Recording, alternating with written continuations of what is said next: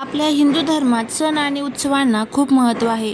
दर 3 वर्षांनी एक असा महिना येतो जो भक्ती आणि दानासाठी अत्यंत खास मानला जातो. तो म्हणजेच अधिक मास, ज्याला आपण ग्रामीण भागात धोंड्याचा महिना म्हणून ओळखतो.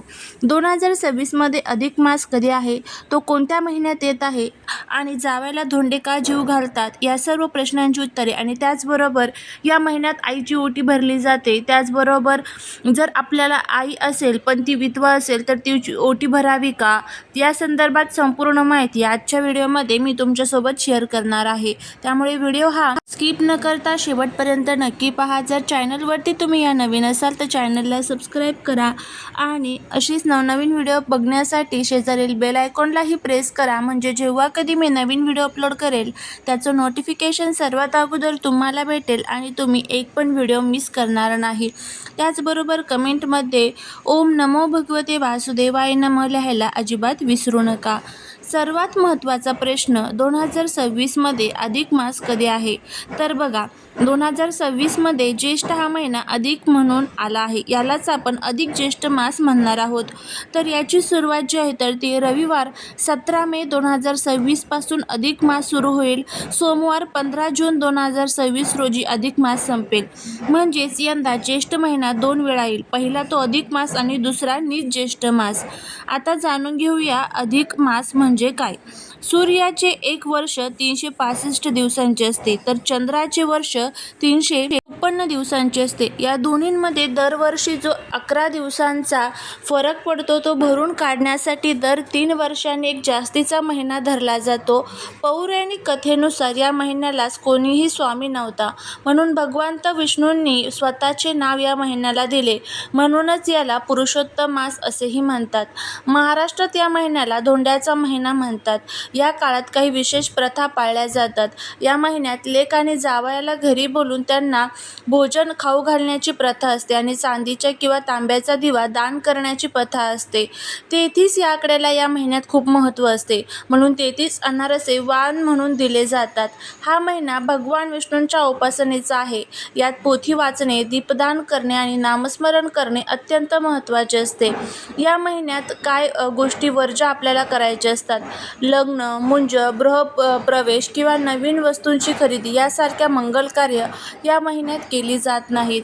दानधर्म, तीर्थयात्रा आणि उपवास करणे या गोष्टींचा हा महिना सर्वोत्तम मानला जातो. अधिक मासात केलेली व्रते हे विशेषतः आत्मशुद्धी आणि भगवंताच्या प्राप्तीसाठी असतात.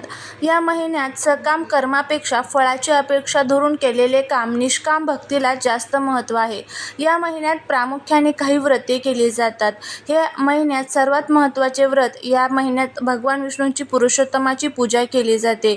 दररोज पहाटे स्नान करून विष्णू सहस्रनामाचा पाठ करणे किंवा ओम नमो भगवते वासुदेवाय नमः या मंत्राचा जप करणे. महिनाभर सात्विक आहार घेणे, शक्य असल्यास एकभुक्त म्हणजे दिवसातून एकदाच जेवण करणे. अधिक मासात दिव्याच्या दानाला अनन्यसाधारण महत्त्व आहे. संपूर्ण महिनाभर देवघरात, तुळशीजवळ आणि शक्य असल्यास नदीकाठी अखंड दिवा लावण्याचा संकल्प केला जातो. अंधकार दूर होऊन जीवनात ज्ञानाचा प्रकाश येतो अशी धारणा आहे. अनेक लोक तांब्याचा किंवा चांदीचा दिवा जावयाला दान देतात. ज्यांना पूर्ण उपवास करणे शक्य नाही ते नक्त व्रत करतात. दिवसभर उपवास करून रात्री नक्षत्रांचे दर्शन झाल्यानंतर एकदाच सात्विक भोजन केले जाते. काही भाविक या महिन्यात ठराविक वेळेसाठी किंवा पूर्ण दिवसासाठी मौन पाळतात. यामुळे वाणी शुद्ध होते आणि मानसिक शक्ती वाढते. अधिक मासात महिनाभर विड्याची पाने, तांबूल दान करण्याचे व्रत असते.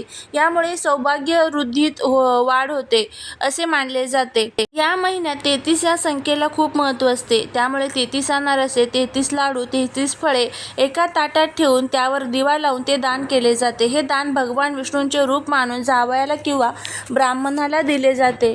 अधिक मासात येणाऱ्या 2 एकादशी अत्यंत महत्त्वाच्या मानल्या जातात. त्यामध्ये पद्मिनी एकादशी जी शुक्ल पक्षात येते आणि परमा एकादशी ज्याला आपण निर्जला किंवा फलाहारी उपवास करत असतो, जी कृष्ण पक्षात मध्ये येत असते. बघा, अनारशांचे 33 छिद्रे हे एक गुपित असतं. 33 कोटी देवांची फळ प्राप्त होण्यासाठी हे 33 अनारसे जे आहेत तर ती आपण दान करत असतो. अशा पद्धतीने आपण संपूर्ण जो धोंड्याचा महिना आहे तर त्याची संपूर्ण महत्त्व आपण बघितलेले आहे.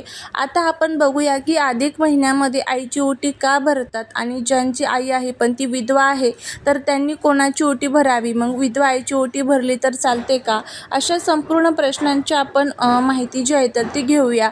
तर बघा, अधिक मासात मुलीने आईची ओटी भरण्यामागे धार्मिक आणि सांस्कृतिक आणि भावनिक अशी तिहेरी कारणे आहेत. महाराष्ट्रात ही परंपरा अत्यंत श्रद्धेने पाळली जाते. अधिक मास हा पुण्य कमवण्याचा महिना मानला जातो. शास्त्रानुसार ज्या आईने आपल्याला जन्म दिला आणि संस्कार केले तिच्याबद्दल कृतज्ञता व्यक्त करण्यासाठी हा काळ सर्वोत्तम मानला जातो. आईच्या ऋणातून मुक्त होणे अशक्य असले तरी तिची ओटी भरून तिचे आशीर्वाद घेणे हे भाग्याचे लक्षण मानले जाते. ओटी भरणे सौभाग्य आणि समृद्धीचे प्रतीक आहे. मुलगी जेव्हा आईची ओटी भरते तेव्हा ती आपल्या माहेरच्या आणि सासरच्या दोन्ही कुळांच्या कल्याणासाठी आणि आईच्या दीर्घायुष्यासाठी प्रार्थना करत असते. यामुळे आई मुलीचे नाते अधिक घट्ट होते अशी धारणा आहे. अधिक मासाला पुरुषोत्तम मास म्हणतात. या महिन्यात 33 या आकड्याला विशेष महत्त्व दिले जाते. या पवित्र महिन्यात आईची ओटी भरल्यास 33 कोटी देवांची पूजा केल्याचे पुण्य मिळते. आईच्या रूपातील शक्तीचा आशीर्वाद कन्येला प्राप्त होतो. अधिक मासात केलेले कोणतेही दान अक्षय फळ देते. मुलगी ही परक्याचे धन मानली जाते, पण या महिन्यात तिने माहेरी येऊन आईला वस्त्रे आणि खण नारळाने सन्मानित करणे हे एका मोठ्या दानासारखे मानले जाते. ओटी भरताना काय करावे? शक्य असल्यास नवीन साडी किंवा किमान खण तरी घ्यावा. ओटीत नारळ असणे शुभ मानले जाते. तांदूळ किंवा गहू घ्यावेत. हळदी कुंकू, बांगड्या, फळं घ्यावीत.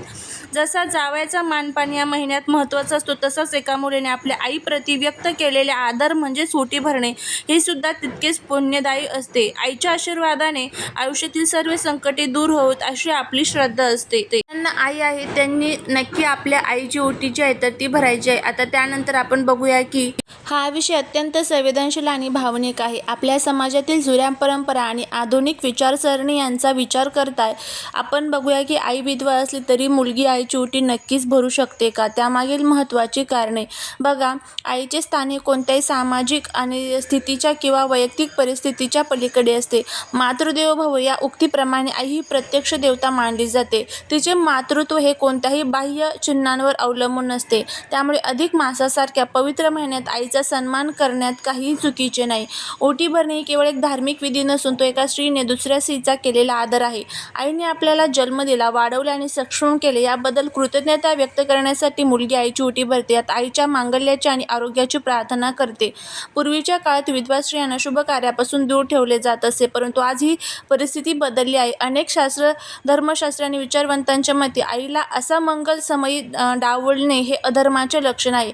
तिचे आशीर्वाद मुलीसाठी नेहमीच महत्त्वाचे असतात. जर तुम्हाला जुन्या परंपरांचे पालन करायचे असेल किंवा आईची इच्छा असेल तर ओटी भरताना काही छोटे बदल तुम्ही करू शकतात.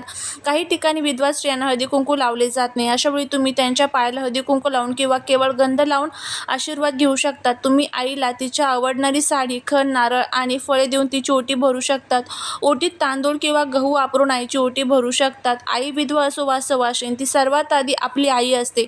अधिक मास हा भक्तीचा आणि प्रेमाचा महिना आहे. जर आपण आपल्या आईला सन्मान देऊ शकत नाही तर इतर कोणत्याही दानाला अर्थ उरत नाही. त्यामुळे मनात कोणतीही शंका न ठेवता आपल्या आईचे आशीर्वाद घ्या आणि तिचा सन्मान करा.